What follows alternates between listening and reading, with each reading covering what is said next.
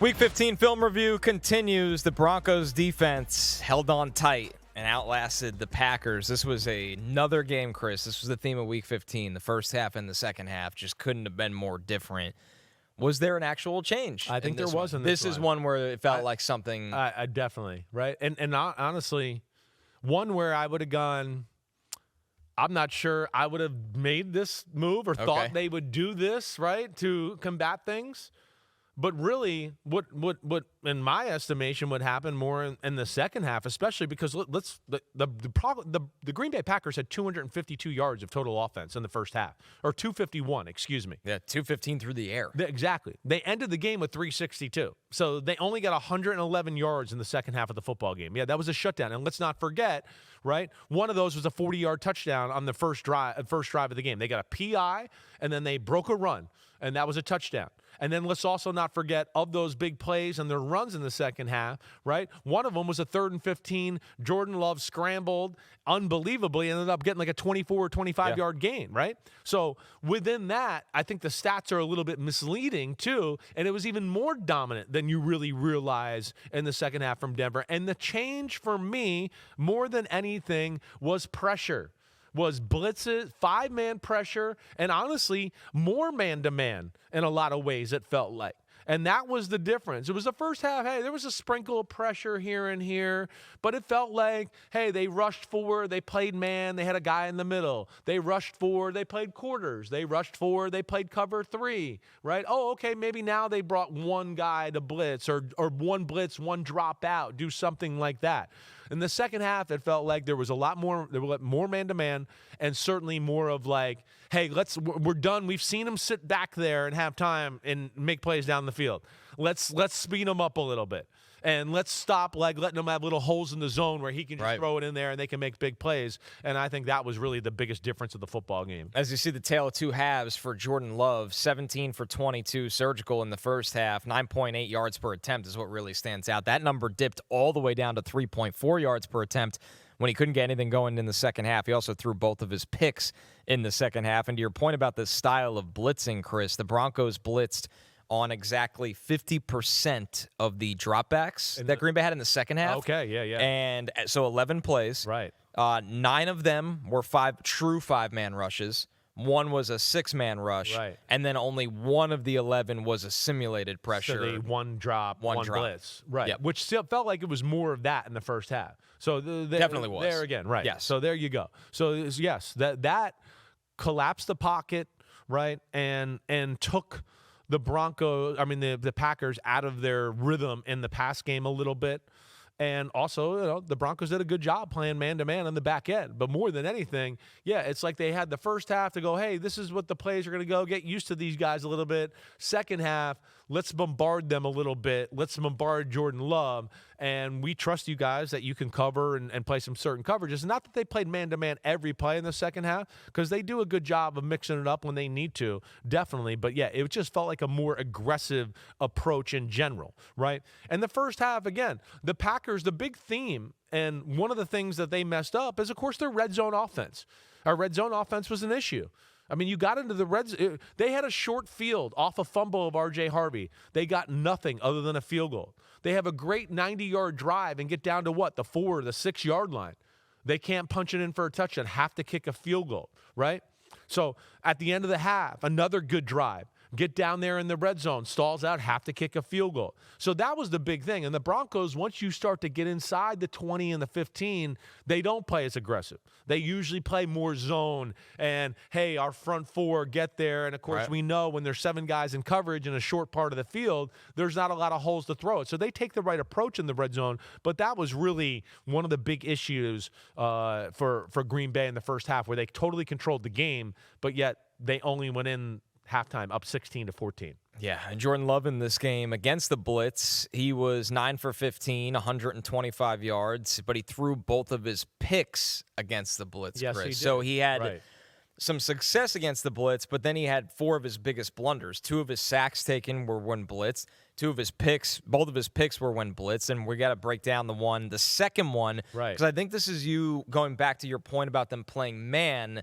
notably in the second half, and they did a lot of this in the fourth quarter. Definitely. I mean, he threw the interception. The first interception was they were up 23-14, and like we talked about Monday, I think Green Bay gets a little too aggressive sometimes and goes for the jugular too much. And that was a play where I wish Jordan Love would have thrown the ball out down the field a little more and across the field, and Surtain makes the interception. Here, yeah, we're going to get man-to-man coverage, and we're going to get Wicks, okay, coming across the field on a crossing route. And Jordan Love has got pressure, people in his face a little bit, and he throws the ball off his back foot, not stepping into it, which I don't think he really needed to do on this throw altogether. But within that, yeah, the pressure, the tight window, everything there led to him throwing the ball behind the guy a little bit. And that was the big issue. It's a 5-man pressure, right? So here you go. You're going to see it right here. Go ahead. We got the 2 AA gappers. I just wanted to look at my notes to make sure there. Let's see the next play here. Go ahead to the next picture. You see AA blitzers. One comes. Dre Greenlaw drops out. So we got 5 men, right? We got our Zach Allen here, who's really going to make a nice move in the left guard and get into Jordan Love's face. But as you see here, they're playing off man-to-man coverage here. This is what they're doing, okay? And you can see Surtain's one-on-one. They're looking at first. Dobbs is trying to run a double move. Again, they're going for it. This is Green Bay. They go for it. Surtain doesn't bite at all. But you could see here, Wicks, who's got Riley Moss covering him, and Riley Moss is playing outside leverage and off, and Wicks is going to cross the field here. He's open. He's got him. I mean, he really does. And go ahead, play the next picture, Pete. You're going to see, and as Jordan Love, look, Jordan Love really, he doesn't step into it at all. So there's no stepping into it. You could see Wicks has got the advantage, and you kind of want to put the ball over here. But as Jordan Love throwing it, again, not stepping into it. His feet were like that before that. That's not a step. And then let's go to the next picture, okay? And you could see the ball is behind Wicks. The ball is behind him. He barely gets the ball. Should be over here. So he totally missed him. Well, totally missed him. And this is something like Jordan Love's got a gift here, but it's a curse. And this is where, Pete, I want you to go back to the next picture if you don't mind real quick. Because the last picture, the one right before this, right, I just want to show you, like, his body is lined up to throw the ball where it is right here. That's right. So can we go back to that previous picture, please? All right, here we go. So, look, I mean, here, the foot's right here. The foot would tell you the ball's going to go right here, right? The body needs to be lined up over here somewhere. He's not there. He's here. The ball goes right here. But Wicks is over here, and now he's going to have to stick out his hand to do that and try to catch the ball, and it gets tipped up in the air, and it gets intercepted. And go ahead. You can go to that last picture again if you want, Pete. You can see it there. Regardless, boom, off his hands, interception. And, yeah, there was a chance for a play there, certainly. Jordan Love didn't throw the ball his best, but he was affected by Denver. Denver puts pressure on you. Denver can play man-to-man. Denver, I think, against a lot of teams is going to be able to get there with their front four. At times, I think they rush 5 too much, really, because they're so talented. But in this game, right, their aggressive approach definitely stymied Green Bay. And Green Bay didn't know what to do with it, right? And so that was an issue with the game too, right? Other than that, let me just see here. I mean, the Broncos front 7 and why the Packers didn't have success running the ball other than one run, their speed of their front 7 is incredible, right? The chaos they create. It was too much for Green Bay. And in the second half, too, other than the long touchdown run and all that, they gave up on it because I think they got to, like, we can't figure out when they blitz or do something. We just can't sort it all out and get a body in a body, and it became an issue there. And so the Broncos defense, as we know, one of the best in football. They got 2 good cover corners. Riley Moss is better than people give him credit for. He's in a lot of tough situations. He's had some bad flags thrown on him this year, too, that make him look worse. The PI before the long touchdown run was not PI. Right. That was a pitiful call. Right, he got unlucky there. But Hufanga is playing really well right now. Dre Greenlaw is really popping and looking like the guy he used to look like with the 49ers. He's getting his legs back underneath him. He definitely is. Yeah. And then we know Bonito and Jonathan Cooper and all of them are so damn good along with Zach Allen. It's a talented front. They're a Super Bowl defense, as we talked about. They really got it all, and they got the scheme to back it up, and that's what makes them such an impressive football team. One more thing on the breakdown. Yeah. So the way you described that was the quarterback misses the throw. That happens. The Broncos create pressure. Is there any part of you that also sits back and wonders, though, it's 2nd and 8, we're down, it's a 1-score game, it's in the fourth quarter. Yeah. It looked like they were playing the sticks. Right. They were just playing everything in front of them. Do you blame some of it being the scheme of why are we always trying to get a chunk play there? Well, this is we got to remember this is what we were talking about for a bunch of weeks, right? Last week we had success in the intermediate short passing game, and we said, hey, Jaden Reed was back. That makes sense. Yes, it's my question of Green Bay altogether. Is that right there? It's just a little too going for it all the time. Instead of just going, hey, let's find a 5-yard completion and be in 3rd and 2. They were allowing it. Exactly. There was a number of plays they allow it like that. They allow it. And yes, you don't take advantage of that way.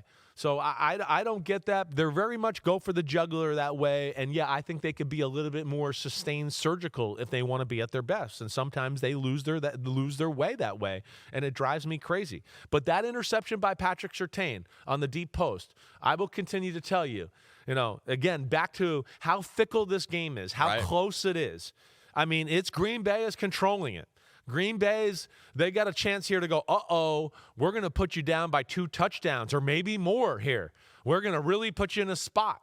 And Surtain makes that play on a guy that was open, and the $55 million quarterback could have thrown it a little quicker and a little farther or maybe across the field, but your big-time playmaker makes the play and totally flips the game on its head, and really Denver had momentum from that point on and never really looked back after that. That's the problem of challenging a guy that can turn the game at any moment. No doubt. That's what Surtain did. It was just a great play. Yeah, and that's where they are going to be, they have versatility on that defense. That's where they're going to be dangerous. They can kind of do whatever they want according to the matchup.